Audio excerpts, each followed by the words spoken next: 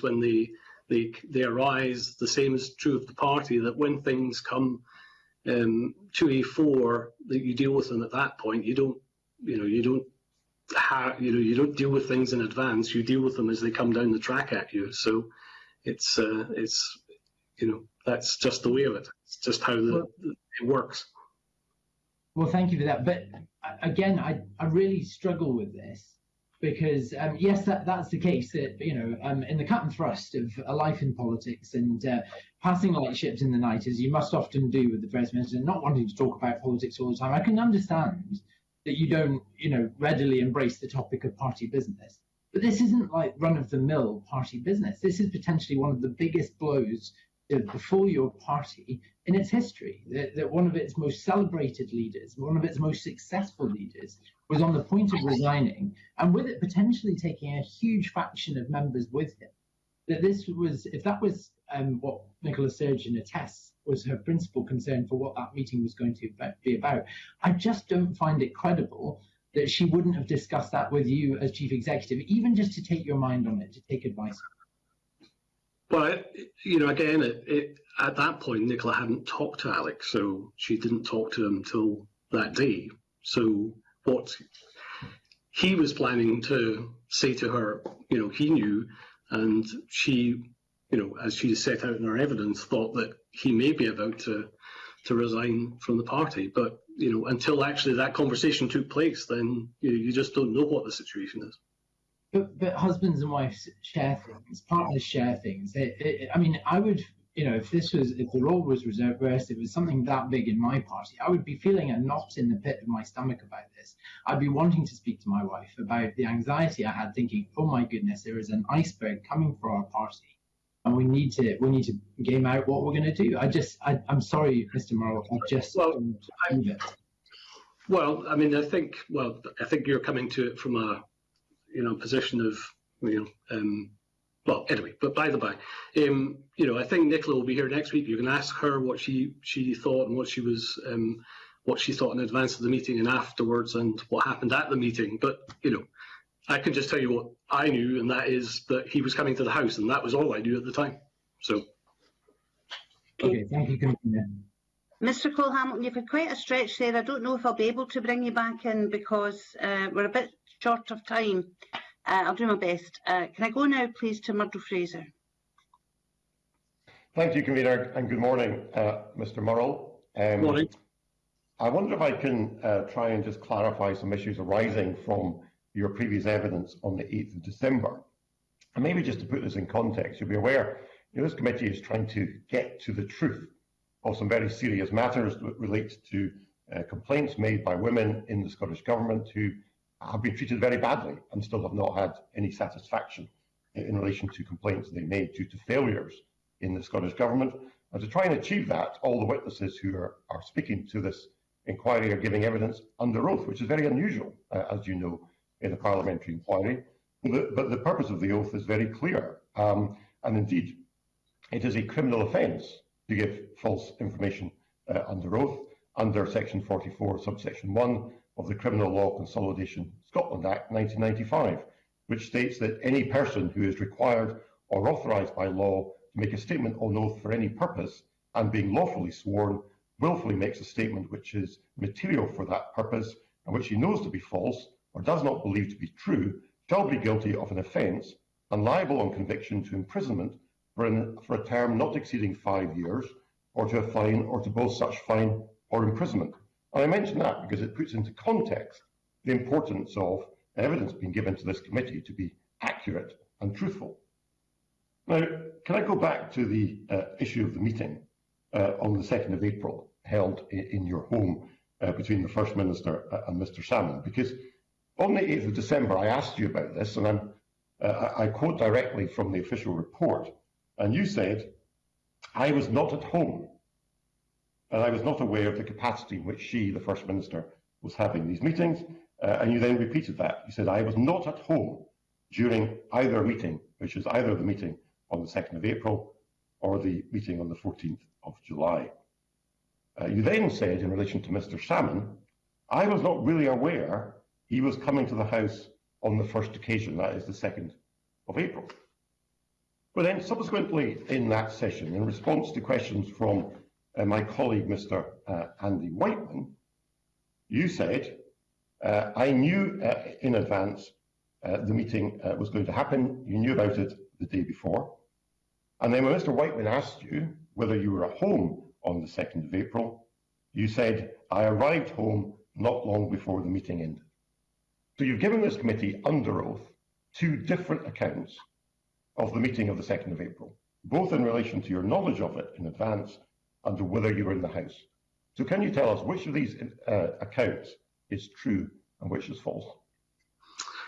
I think, as I made clear at the time, I wasn't at the meeting, and I didn't know what the meeting was about. So, I happened to arrive home just before the meeting finished, and I came in the door, acknowledged the people that were in one room, didn't see Alec or Nicola at that point, and went upstairs to change. And by the time I'd done that, they had left. So I just wasn't at home. In terms of as I think I've made clear several times now that Alec being here in the House was not an uncommon thing, and I really didn't know what the meeting was about in advance. So I think when you're giving evidence and you're being questioned in this fashion, that it's difficult to go back to the point of what you knew when and take it back what I know now as opposed to what I knew back then. And I think what I was trying to refer to was the fact that I didn't, now we know because there are bits of evidence that suggest what the meeting was about. We now know this. Back then, I didn't know any of it. So, I was just trying to explain the situation that was occurring at that point, which was that, I didn't know what the meeting was about.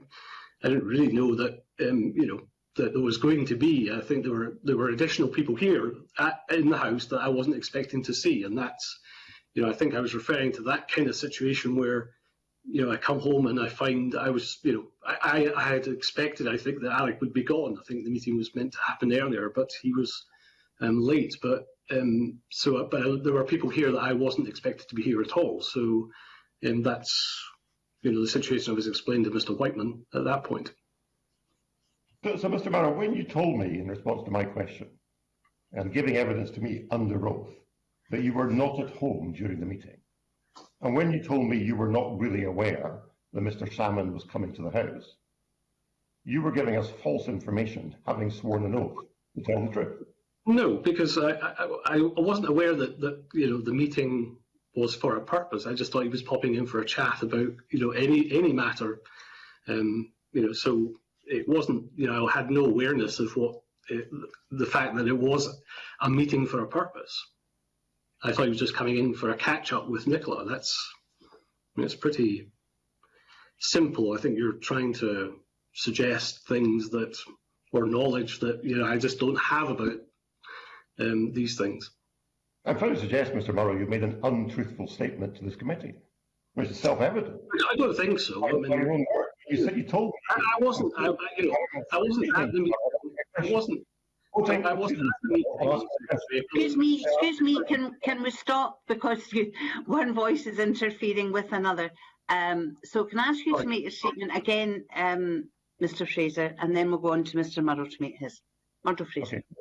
Thank you, Commissioner. Mr. Murrell, I'm quoting from page 12 of the official report. When I asked you, I said to you, you were not in the House at the time, and you said, I was not at home during either meeting. That was a false statement. Yes or no? I refuse. Yes or no, Mr. Murrell? It's not a difficult question. Well, was that a false statement? Mr. Fraser, please let Mr. Murrell answer. Mr. Murrell. I have no idea how long the meeting lasted. I wasn't here for any part of the meeting. I happened to arrive home just as the meeting was finishing. That's all I can say. I mean, it's not complicated. It's I absolutely refute that what's being suggested. But I just happened to arrive home as the meeting was ending. Well, you might be refuting what's suggested, Mr. Murrell, but you're refusing to answer a very simple question, which is whether your statement on the 8th of December to me, under oath, that you were not at home during the meeting is true. And I'll ask you again, is that statement true, yes or no? I wasn't at the meeting. That's not the question I'm asking you.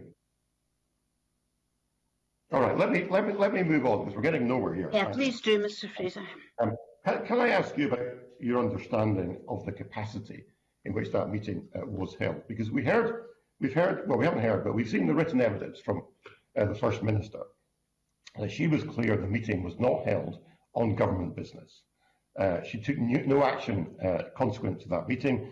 When we heard from John Summers, the Principal Private Secretary to the First Minister, he said the meeting had not been in the ministerial diary, and the ministerial code at paragraph 423 makes clear if it had been a government meeting, a note should have been prepared back to the private office, and that did not happen.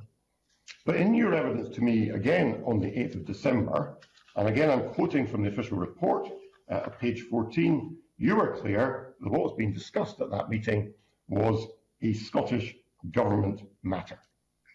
Is that still your position? I mean, my evidence was reflecting, my impression, but it's not for me, to speculate the basis or the nature of the meeting. That's, for the First Minister, and she'll be here next Tuesday, and you can ask her these questions. Her decision on the nature of the meeting is the only thing that matters here. So you should ask that witness the question. Well, we will. Otherwise, it's merely speculation on my part. Well, we will, Mr. Murrell.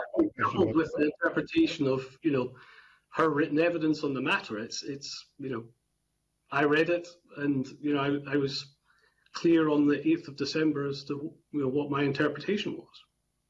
Yes, indeed, and you told me it was a Scottish government meeting. Now we will ask the. I didn't say that.